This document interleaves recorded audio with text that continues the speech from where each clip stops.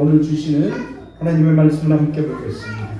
오늘 주시는 하나님의 말씀은 로마서 3장 9절에서 18절까지의 말씀입니다. 로마서 9장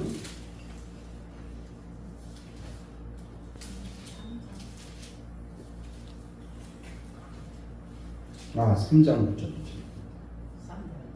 3장 9절에서 8절까지 말씀, 18절까지 말씀을 합독합니다. 9절 읽습니다. 그러면 어떠하냐? 우리는 나으냐? 결코 아니라 유대인이나 헬라인이나 다 죄 아래에 있다고 우리가 이미 선언하였느니라. 기록된 바 의인은 없나니 하나도 없으며 깨달은 자도 없고 하나님을 찾는 자도 없고 다 치울 자와 함께 무익하게 되고 선을 행하는 자는 없나니 하나도 없도다.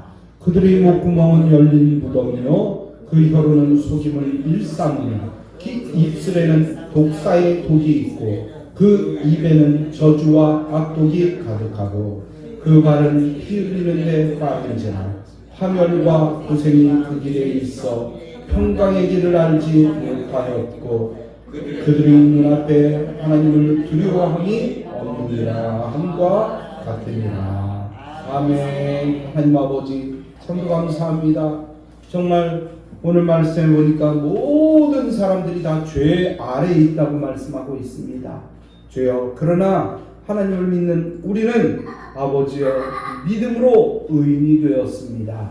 아버지여 이 구원받은 믿음의 삶을 우리가 어떻게 살아야 되는지 함께 나누는 가운데 주님의 귀한 은혜를 아버지여 갈급해하며 아버지여 그 뜻을 구합니다.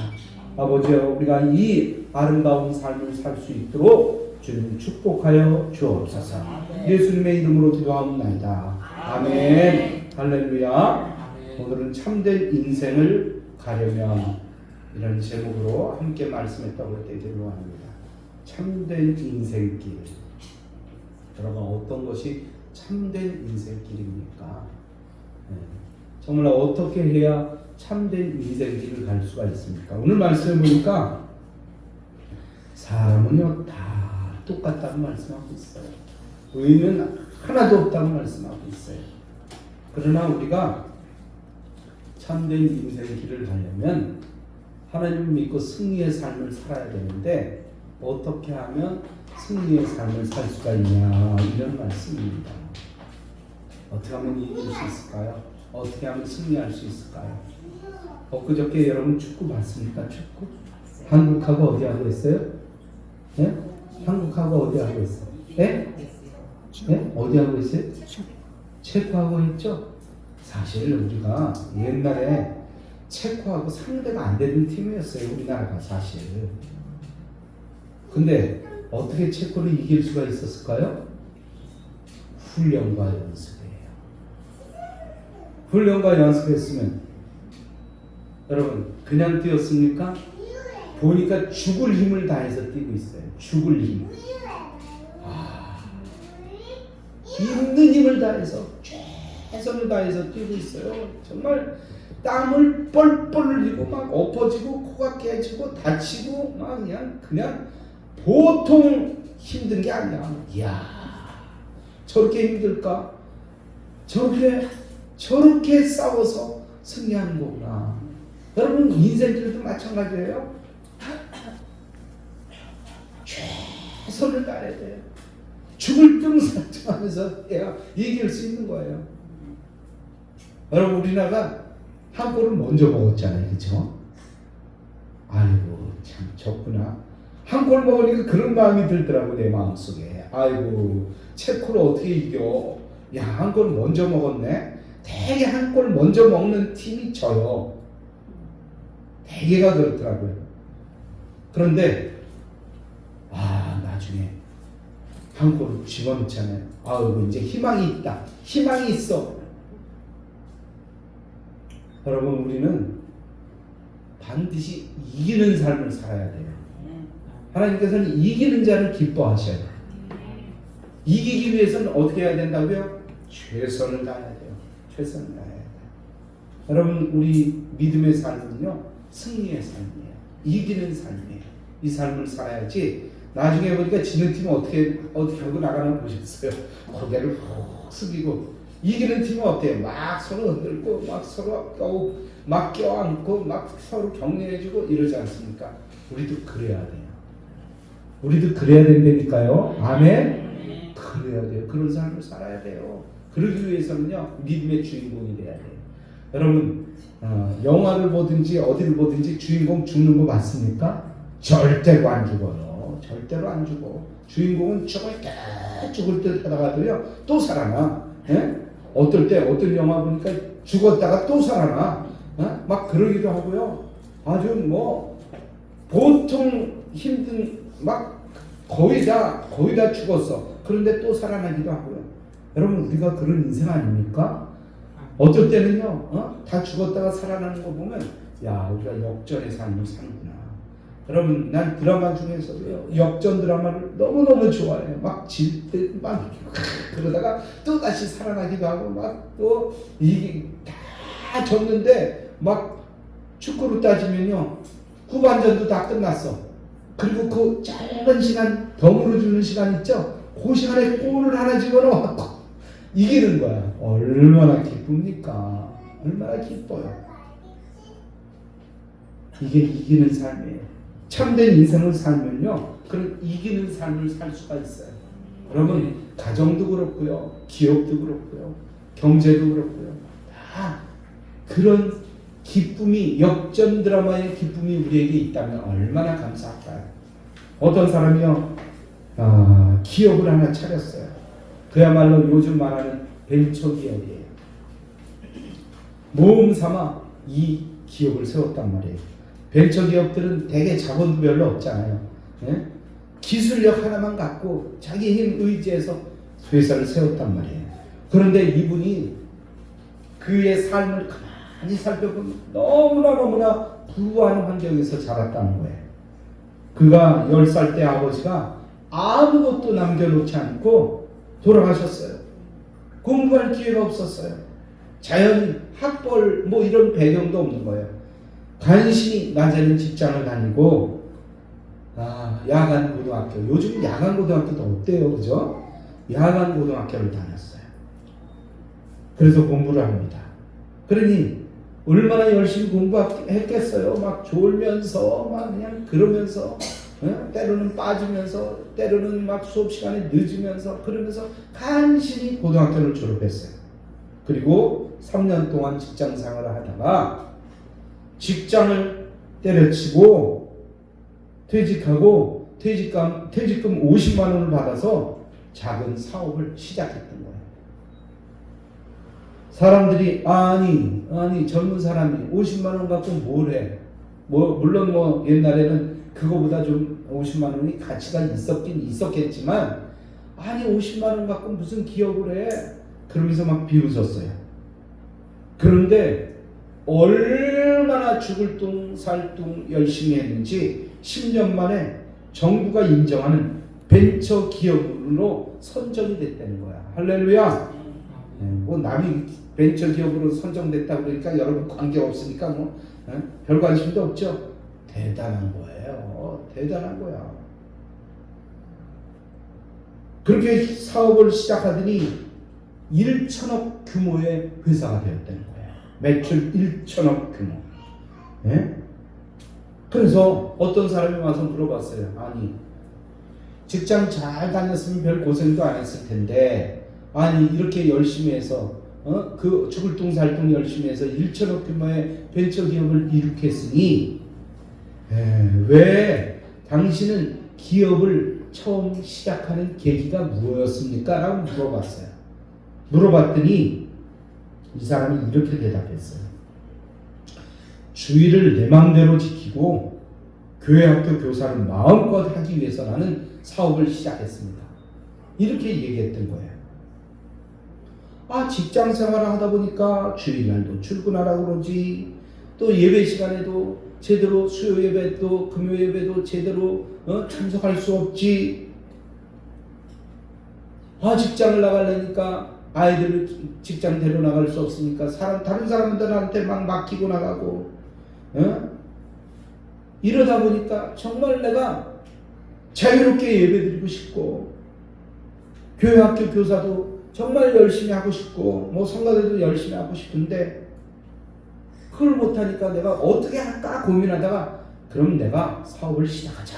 그러고 시작했다는 거예요. 여러분, 사람이 무슨 일을 할 때 그 동기가 참 중요합니다. 왜 그 일을 하게 됐는지, 왜 그 일을 시작하게 됐는지 이게 중요한 거예요. 여러분, 누가 어떤 일을 시작할 때 너 왜 그 일을 시작했니? 라고 물어보면 자신 있게 이야기할 수 있는 뭔가가 있어야 된다는 거예요. 그 동기가 분명하면 그 사람은 반은 성공이에요. 반은 성공이에요. 여러분, 우리가 이렇게 바른 길을 간다는 것은 쉽지 않은 길입니다. 어떨 땐 죽을 둥 살 둥 가요. 곧 죽을 것 같아. 그런 삶을 살고 있는데 혹시 누가 와서 나한테 물어봅니다. 당신 왜 그렇게 열심히 뭔가를 하고 있어? 물어보면 여러분 뭐라고 대답하시겠습니까? 뭐라고 대답하시겠어요? 세상 사람들은요 이렇게 얘기하는 사람들이 많아요. 의외로 많더라고요. 죽지 못해 합니다. 목구멍이 포도청이라서 일합니다. 이렇게 이야기하는 사람이 많단 말이에요. 그런 사람들은 크게 성공하지 못해요. 크게 성공하지 못해요. 내가 뭔가 하나님의 뜻을 위해서 뭔가 한번 해보리라. 나 하나님의 뜻을 위해서 시작했습니다. 하나님의 뜻을 위해서 뭔가 해보려고 합니다. 직장을 다녀도 마찬가지예요. 나 하나님의 뜻을 이루기 위해서 직장에 가서 돈 벌어서 하나님 앞에 뭔가 드리려고 합니다. 이런 마음 갖고 시작하는 사람은요, 하는 일에 열정이 있어요. 그 삶에 생기가 넘쳐 흐릅니다. 그런데 같은 직장을 다니면서도 먹고 살려고 하는 거예요. 간신히 먹고 살기 위해서 한다 그러면 그게 무슨 재미가 있겠습니까? 할 수만 있으면 요령 피우고, 할 수만 있으면 안 하려고 싹 월급만 받아가려고 그러지. 여러분, 사람이 살기는 살되 무엇을 위해서 사는지를 모르고 사는 경우가 이렇게 많다는 거예요. 여러분, 우리는 살아가는 삶의 동기가 분명해야 됩니다. 여러분, 우리가 참된 동기를 가지고 참되게 살면 하나님께서는 우리에게 바른 인생길을 열어주십니다. 그 아름다운 삶이 여러분에게 열리기를 주님의 이름으로 축복합니다. 그러면 우리가 참된 인생길을 가기 위해서 어떻게 살아야 하는지 오늘 이 시간 함께 나누기를 원합니다. 첫 번째로 우리는 항상 마음에 소망이 있어야 돼요. 그 마음에 소망이 있어야 돼요. 미국의 역사를 살펴보면요, 1861년부터 65년까지 약 4년 동안에 걸쳐서 남북 전쟁이 있었습니다. 전쟁이 휩쓸고 간 뒤에 버지니아 마을은 완전히 초토화됐습니다. 폐허가 됐어요. 전쟁 때문에 학교도 모든 학생도 완전히 다 망가졌어요. 그 중에 윌리엄 대학교라는 대학교가 있었어요. 그 역시도 폐교가 되었는데 학생도 떠나고, 학생이 없는데 교수가 무슨 필요가 있겠어요? 교수도 떠나고, 학교에는 아무도 남아있지 않았어요. 그런데 이상하게도 오전 9시만 되면, 평일날 오전 9시만 되면요, 이 학교에 종이 댕그랑 울리는 거예요. 아니, 아무것도 없는 학교에서 무슨 종이 울려? 그리고 가만히 누가 찾아가 보니까요, 그 학교의 학장 이회일이라는 분이 혼자 남아서 아침 9시마다 종을 치는 거예요. 그 시간은 바로 수업 시간을 알리는 종이었어요. 그때 주변 사람들은 그를 비웃었습니다. 아이고, 학생도 없고 선생도 없는 폐교에서 혼자 무슨 종을 치고 있어. 청승맞게 왜 종을 쳐? 이렇게 얘기했어요. 그러나 이회일이라는 이 학장은 하나님은 결코 포기하지 않으십니다. 그러므로 나는 절대로 나 역시도 포기하지 않습니다. 그러면서 계속 종을 치는 거예요. 그는 그 마음속에 교육이 얼마나 중요하다는 것을 깨달았어요. 그래서 그 학교가 완전히 나까지 나가면 진짜 학교가 폐교다. 나도 남아 있어야지. 그런 사명감을 갖고 매일 아침마다 종을 쳤던 거예요. 그런데 한참을 지나자 이제 사회가 잘 수습되고 그러면서 학생들이 점점 오기 시작했어. 학생들이 오니까 교수들도 뭐 해야죠?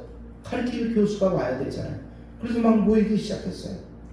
텅 비어있던 학교가 학생들로 교수들로 가득 차게 되었습니다. 전후 7년 동안이나 종만을 누리던 그런 학교가 나중에는 좋은 대학교가 되었다는 것입니다. 이 한 학장의 믿음과 소망이 결국 이렇게 좋은 결과를 가져오게 했던 것입니다. 여러분, 슈바이처 박사는 이렇게 말했습니다. 성공의 비결은 전 세계를 통해서 소망을 잃지 않는 데 있다 라고 이야기했어요. 절망하지 않고 반드시 소망이 이루어질 것을 믿고 끝까지 소망을 붙든 사람이 결국엔 승리한다는 것입니다. 아멘. 하지만 도중에 소망을 놓친 사람은 어떻게 됩니까? 실패해요. 실패. 아무것도 흔적도 없이 사라지는 겁니다. 여러분, 스페인 말로 소망을 에스페라라고 한대요. 에스페라. 나 이제 스페인 말을 하나 알았어. 에스페라. 에스페라라는 말은 그 의미를 생각해 보면 무슨 뜻이냐 하면 기다린다라는 뜻이에요. 왜 기다립니까?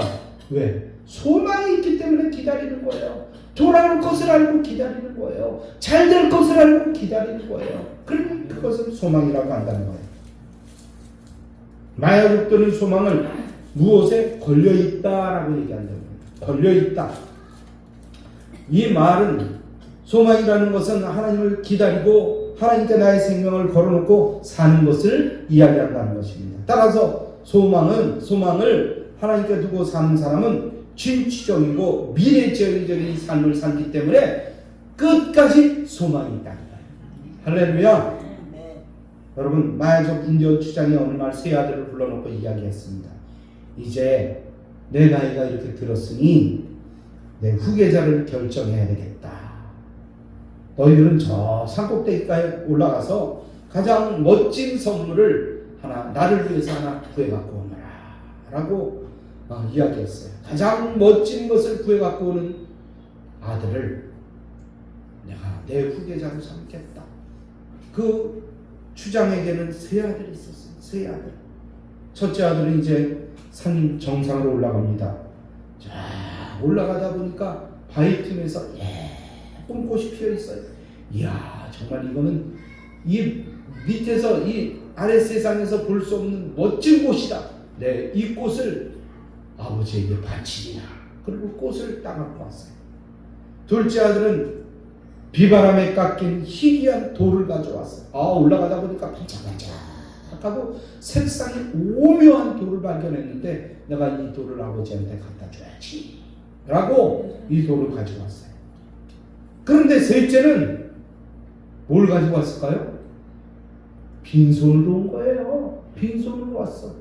그래서 아버지가 쭉 아들들이 가져온 자기네 나름대로의 귀한 것들인데 보고 있는데 셋째 아들은 아무것도 안 갖고 왔으니 셋째 아들한테 너는 무엇을 가지고 왔느냐? 라고 물어봤어요. 너는 왜 아무것도 안 가져왔느냐? 라고 물어봤어요. 그러더니 셋째 아들이 이렇게 얘기합니다. 저는 산꼭대기에 올라가서 산 너머에 펼쳐진 멋진 마을을 보았습니다. 푸른 초장과 수정 같은 호수, 저는 그 마을을 아버지에게 드리고 싶습니다. 이렇게 얘기했어요. 여러분, 누가 추장의 후계자가 되었을까요? 바로 셋째 아들이 멋진 그 아버지 추장의 후계자가 되었다는 이야기입니다. 여러분, 이 산에 올라갈 때 그냥 올라갔겠습니까? 여러분, 허다못해 관악산 올라가더라도 죽을 둥살둥 올라가잖아요, 우리. 그리고 어떤 사람은 어느 날 관악산에 제가 올라갔더니 그 꼭대기에서 외치더라고요. 야호! 야호! 내가 바로 뒤에서 소리치고 있어. 나는 아무것도 아닌데. 그래서 쉿! 그랬죠. 그랬더니 그 사람이 놀래갖고 뭐가 이게 산이라고 올라서 이 꼭대기에서 양호라고 소리를 지르고 있어? 그래요. 그런데도 그 산 올라가는데 참 쉽지 않게 올라가요. 사람들마다. 맨 마지막에 보면 깔딱고개라고 있어요. 관악산에도. 그 계단이 얼마나 많은지 다리가 보통 아픈 게 아니에요. 그러나 그 고개를 그 계단을 오르기만 하면 그 산이 쫙 정상이 펼쳐지는 거예요. 얼마나 멋집니까? 높지 않은 산이라 할지라도 올라가는데 그 죽을 둥살둥 우리가 올라간다는 거예요. 여러분, 우리도 이렇게 힘든 일이 있습니까? 어려운 일이 있습니까? 사방이 막힌 것 같은 그런 일이 나에게도 있습니까? 여러분, 소망을 가지시기 바랍니다. 깔딱깔딱 죽을 둥살둥 올라가면요, 넓게 펼쳐진 들판이 보인다는 거예요. 희망이 보인다는 거예요. 소망이 있다는 거예요. 그러므로 우리는 어떤 어려움을 당할지라도 소망을 가져야 된다는 거예요. 사업도, 인생도, 교회도, 공부도, 가정도 소망을 가져야 돼요. 여러분, 공부하는 게 얼마나 어렵습니까? 남들은 보면 앉아서 뭐 책만 보고 그러는 게 얼마나 어려워요. 우리 관악산 저쪽에 가다 보면 무슨 촌이 있어요? 대학촌이 있어요. 대학촌 옆에 보면 대학동인데 거기가 고시촌이 있어요. 고시촌. 내가 혹시 여러분 그 방 들어가 보셨습니까? 고시촌 방? 사람 하나 딱 누울 수 있고요. 앞에 책상 하나 있어요. 아무것도 없어요. 밥만 먹고 공부만 하는 거예요. 밥만 먹고. 여름이나 가을이나 꽃이 피나 꽃이 지나 무조건 공부만 하는 거예요. 여러분 공부가 쉬울 것 같습니까? 아니요. 쉽지 않아요. 쉽지 않아요. 그걸 몇 년 동안 공부해서 잘 되면 승리고 안 되면 실패해요. 내 친구 중에서도 고등학교 졸업하고 무슨 대학교 나왔는지 모르지만 고시 공부하는 친구가 있었어요. 평생 고시 공부하다가 결혼도 못했어요.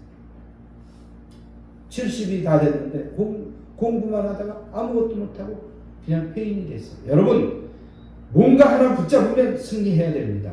그런 은근과 끈기가 우리에게 있어야 돼요. 은근과 나는 한번 해볼 거야. 나는 뭔가 한번 해볼 거야. 따라서 해봅시다. 나는 해볼 거야. 나는 승리할 거야. 여러분 인생 중에서 지난 내 금요일 날도 얘기했지만 내 인생 중에서 가장 전성기는 언제입니까? 지금이에요. 지금 내 인생의 전성기는 지금이에요. 옆 사람 얼굴 보세요. 옆 사람 한번 얼굴 보세요. 희망에 차 있는지. 아이고 나 이제 죽었다. 이제 나이가 뭐 몇 살인데 나 이제 죽었어. 이게 아니라 지금 내 인생의 가장 최고의 전성기는 지금이라고. 지금. 그런 소망을 가지고 오늘도 주님 안에서 꼭 승리하는 모두가 되기를 주님의 이름으로 축복합니다. 두 번째로는요, 자기를 부인하는 자에게 참 길이 열린다는 거예요. 잘난 체 하지 말고 하나님 앞에 나 이거밖에 안 됩니다. 주님 나를 사용해 주세요. 이런 자기를 부인하는 사람이 결국엔 승리한다는 거예요. 경상도 할머니가 한 분 계셨어요. 경상도 할머니가 사투리가 나오겠죠? 그죠? 네. 버스를 기다리고 있는데 그때 마침 미국에서 온 미국 할머니가 이 시골에 놀러 왔어요. 놀러 왔는데 할머니가 계속해서 버스를 기다리고 있다가 버스가 오는 것을 멀리서 봤어요. 그러니까 경상도 할머니가 뭐라고 외쳤어요? 왔대! 그랬어요. 왔대! 왔대! 그러니까 미국 할머니가 왔대? 왔대가 무슨 말입니까? 한국말로 무슨 말이야? 이런 뜻 아니에요. 그러니까 먼데이! 그랬어요. 월요일이라는 뜻 아니에요? 그런데 이 먼데이를 딱 듣더니 할머니가 먼데이라니 오늘 버스데이야. 버스가 아니잖아. 버스데이 그랬어요. 그랬더니 이 미국 할머니가 딱 듣더니 버스데이? 당신 생일이라고? 그러면서 버스 막 오는데 Happy birthday to you 노래를 불렀다는 거잖아요. 여러분 웃자고 하는 얘기지만 여러분 우리가 말을 많이 한다고 해서 신앙이 좋은 게 아니에요. 믿음이 좋은 게 아니에요. 믿음은 말이 아니라 행함이라는 거예요. 행해야 돼요. 행하지 않는 믿음은 어떤 믿음이라고요? 죽은 믿음이에요. 오늘 주님께서는 마태복음 16장 24절을 이렇게 말씀하고 있습니다. 예수께서 제자들에게 이르시되 누구든지 나를 따라오려거든 자기를 부인하고 자기 십자가를 지고 나를 따를지라. 우리는 주님을 따르기에 앞서서 자기 자신을 부인해야 됩니다. 자신이 가지고 있는 명예나 자신이 가지고 있는 재력이나 자신이 가지고 있는 사회적 위치 등을 부인해야 됩니다. 그리고 십자가를 지고 주님을 따라가야 됩니다. 사람마다 자기 십자가가 있어요. 때로는 아프죠. 때로는 괴롭죠. 때로는 이 십자가 때문에 슬프죠. 그럼에도 불구하고 이 모든 것들을 지고 주님을 따라가는 겁니다. 자기를 부인하는 것은 자기 중심의 생활을 청산하고 철저히 하나님 중심으로 사는 것을 의미하는 것입니다. 이 삶은 순간순간마다 자기를 부정하고 하나님을 긍정하는 것입니다. 그리고 자기를 희생하는 거예요. 여러분 물고기 중에 가시고기라는 민물고기가 있습니다. 가시고기. 이 민물고기는 아주 특이한 성질을 가지고 있어요. 암컷이 알을 낳을 때 바위 틈에 이제 암컷이 알을 쫙 나누고 가면요 수컷이 그 알을 키운다는 거예요. 여러분 혹시 보셨어요? 나는 동물의 세계에서 본 것 같은데 어떤 물고기가 알을 암컷이 아무 의무감이 없어. 사람 같은 경우는 애기를 낳으면 끝까지 키우려고 그러는 그런 의무감이 있잖아요. 근데 그 물고기는 암컷이 알만 낳고 도망가.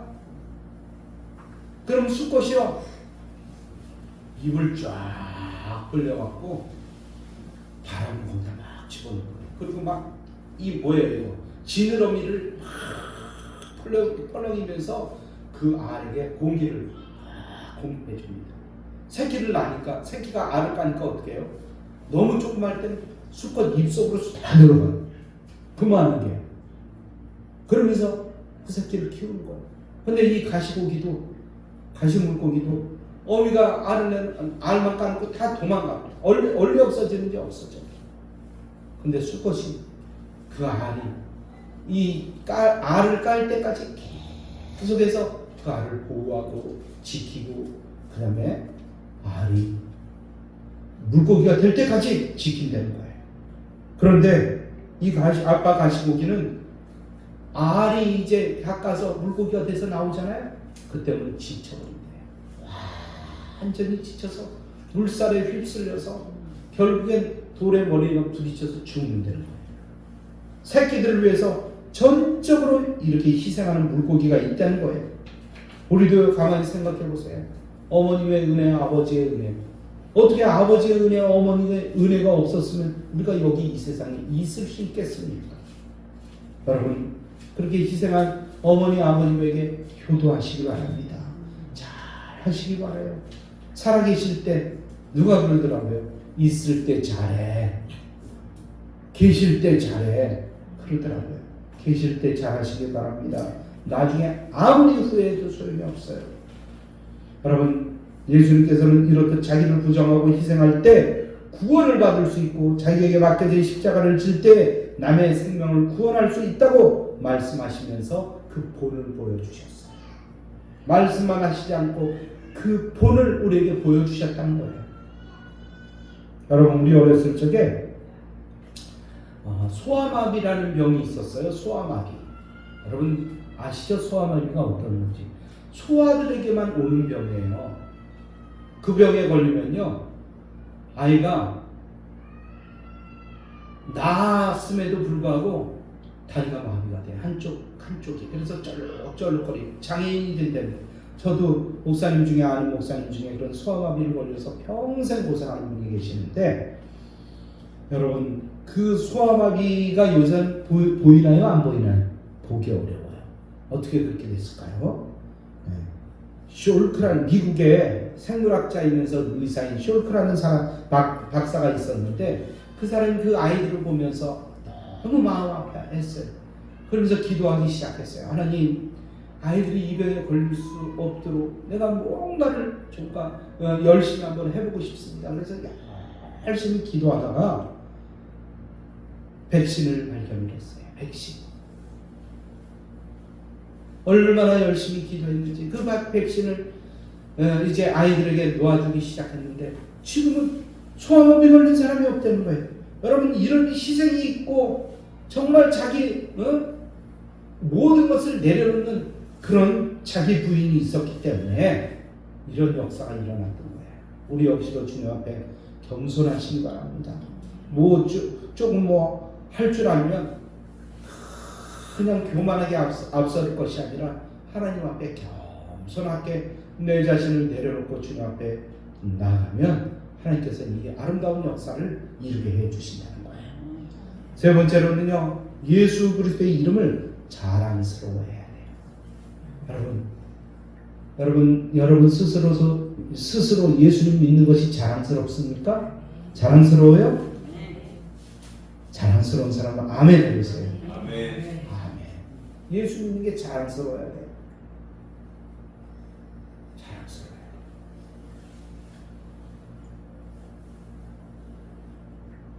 어느 목사님이 어느 회사에 초청을 받아서 말씀을 전하러 갔어요. 그런데 거기에 보면 그 회사의 부장으로 있는 분이 그 목사님의 교회에 다니는 장로님이에요. 그래서 막 말씀을 잘하고 그 부장님에 대해서 물어봤어요. 그 부장님은 왜 오늘 예배에 왜 안 오셨습니까? 그분 어떻게 여러분 참 좋은 분입니까? 막 물어봤어요. 그랬더니 그 여러 직원이 이야기하고 그분도 교회 다니세요? 그분도 교회 다니세요? 그러더래요. 어떻습니까? 교회에서는 뭐 열심히 안수집사가 되고 부장이 되고 권사가 되고 그러는데 밖에 나가면 어때요? 믿는 사람인지 안 믿는 사람들인지 똑같이 욕하고 똑같이 싸우고 똑같이 세상 사람하고 똑같다고. 그래서 왜 부장 되시는 그 장로님한테 나중에 물어봤어요. 아니 근데 부장님은 회사에 가서는 장로님이신데 아우 목사님 거기서 장로가 알면요 제가 내 마음대로 일을 할 수가 없어요. 사람들에게 싫은 소리도 못해요. 사람들한테 책임도 못해요. 이렇게 얘기하더라고요. 그럼 어떻습니까? 그런 어려운 점은 있겠죠. 그러나 예수 그리스도의 마음을 우리의 마음에 품고 직장 생활하고 학교 생활하고 가정 생활하고 그런다 그러면요 정말 그런 사람이 올바른 사람이라는 거예요. 올바른 신앙 가진 사람이라는 거예요. 여러분 어떤 사람은 교회 오는데 시커먼 봉지에다가 시장 가면 그 콩나물 얼마치 주세요 그러면 담아주는 그 비닐봉지 있죠? 까만 비닐봉지. 그런 비닐봉지에다가 교회 가는데 그런 비닐봉지를 들고 가요 누가. 그래서 내가 아니 집사님 어떻게 성경책 안 갖고 오셨어요? 그랬더니 여기 있잖아요. 그러면서 그 까만 비닐봉지에 콩나물 담는 그런 비닐봉지에서 성경을 꺼내더라고요. 그래서 아니 왜 성경책을 그 비닐봉지에 갖고 다니세요? 내가 물어봤어요. 옛날 우리 어른들은 어땠어요? 교회 다니는 어른들은 성경책을 가슴에 품고 다녀요. 요즘 성경 갖고 오는 분이 있나요? 교회에 오면 뭐 성경책 다 있겠다. 또 여기에 다 비춰주겠다. 화면에 비춰주겠다. 그러니까 잘 안 갖고 다니는 경우도 많지만 어쨌든 성경책을 그렇게 갖고 와서 물어봤더니 이렇게 대답하는 거예요. 창피해서요. 창피해서요. 그래요. 아니 성경책 들고 다니는 게 창피합니까? 참 놀랐어요. 여러분 우리는 자랑스러워야 돼요. 예수 믿는 것을 자랑스러워야 돼요. 부끄러워하지 말아야 돼요. 어디 가서나 자신이 하고 있는 일이 가치가 없을 때 그것을 부끄러워해요. 자기가 잘 안 됐으니까 뭐 가난하게 살든지 어디에 가서도 막 뭐 내세울 것도 없지. 그러니까 교회 다닌다고 그러기가 창피한 거야. 여러분 자랑스러운 하나님이 되어야 됩니다. 그래야 하나님도 우리를 자랑스럽게 생각하세요. 할렐루야. 그렇잖아요. 하나님 스스로 생각할게 나를 자랑스럽게 생각하지도 않고 우습게 여기고 부끄럽게 생각하는데 내가 뭐 그 사람을 자랑스럽게 생각하겠어요. 뭐 잘 안 되는 것 같아도 그냥 하나님 앞에 하나님을 자랑스럽게 여기고 주님 앞에 기쁘고 즐겁게 사는 사람이 자랑스러워. 할렐루야. 네. 우리 예수 그리스도를 믿고 따르는 것을 자랑스러워해야 돼요. 부끄러워하지 말아야 돼요. 누가복음 9장 26절에 보니까 이렇게 쓰여져 있어요. 누구든지 나와 내 말을 부끄러워하면 인자도 자기와 아버지와 거룩한 천사들이 영광으로 올 때 그 사람을 부끄러워하리라. 여러분 부끄러운 사람이 되지 않기 위해서 최선을 다해야 됩니다. 최선을 다해야 돼요. 손흥민 축구 천재 손흥민 여러분 그 사람이 자랑스럽지 않아요? 자랑스럽잖아요. BTS 한국 가수야. 한국 가수라고. 요번에 축구 올림픽에 가서 보니까 남자 여자 뭐 시작할 때 보니까 남자 여자 둘이서 노래 부르는데 하나가 한국 사람이 돼요. 거기에 보니까 나는 쓰러지지 않고 일어날 거야 막 그러면서 막 노래를 하더라고요. 한국말로 노래를 해요. 영어로 하다가 한국말로 막 노래하다가 얼마나 자랑스럽습니까? 여러분 우리나라가 몇십 년 전만 해도요 이쪽만 나라가 어디에 있는지 몰라. 그 되게 일본 옆에 있대 꼭 꼬리처럼 한쪽 끝에 꼬리처럼 붙어 있잖아요. 게다가 어떻습니까? 예? 섬 아닌 섬이 우리나라잖아요. 어느 나라를 가든지 비행기 아니면 배 타고 가야 돼. 예? 북한이 위에 막고 있으니까 어디를 가든지 배를 타고 가거나 비행기를 타고 가야 돼. 다른 나라 갈 적은. 이런 작은 나라가 이렇게 엄청난 나라가 될 줄 누가 알았습니까? 누가 알았어요? 누가 알았습니까? 하나님이 아셨죠. 여러분 그러므로 우리는 우리나라를 자랑스럽게 생각하고 오늘도 날마다 기쁘고 즐겁게 사세요. 열심히 사세요. 땀 흘리면서 사세요. 자랑스럽게 사세요. 그렇게 하나님께서 우리를 가장 멋진 인생이 되게 하십니다. 할렐루야. 결론의 말씀을 드립니다. 참된 길을 가려는 사람은 절대 소망을 잃어버리면 안 됩니다. 또한 자기를 부인하고 내게 맡겨진 십자가를 지고 가야 됩니다. 예수님 이름을 자랑스럽게 생각해야 됩니다. 그러면 주님께서도 우리를 자랑스럽게 여기시고 그 인생길을 자랑스러운 인생이 되게 만들어 주십니다. 그런 믿음의 사람이 되기를 주님의 이름으로 축원합니다. 할렐루야. 이 말씀 붙잡고 하나님 앞에 간절한 마음으로 기도하는 시간 같습니다. 할렐루야. 우리 하나님 아버지 오늘 참 쉽지 않은 인생, 이 인생길을 우리가 갑니다. 때로는 죽을 것 같고, 때로는 쓰러질 것 같고, 때로는 엎어질 것 같고, 때로는 다시 못 일어날 것 같은 그런 인생길을 가지만 아버지 참된 인생을 살기 위해서는 그래도 일어나야 됩니다. 그래도 다시 시도해야 됩니다. 왜냐하면 하나님이 함께 해주시기 때문입니다. 소망을 잃어버리지 않게 하시고 나를 부인하고 아버지 하나님을 자랑스럽게 여기며 아버지 어떤 어려움을 당한다 할지라도 끝까지 오뚜기처럼 일어나는 결국 믿음의 백성이 될 수 있도록 인도해 주옵소서. 오늘도 인도하여 주시옵소서. 오늘도 생 주시옵소서. 오늘도 생각 주시옵소서.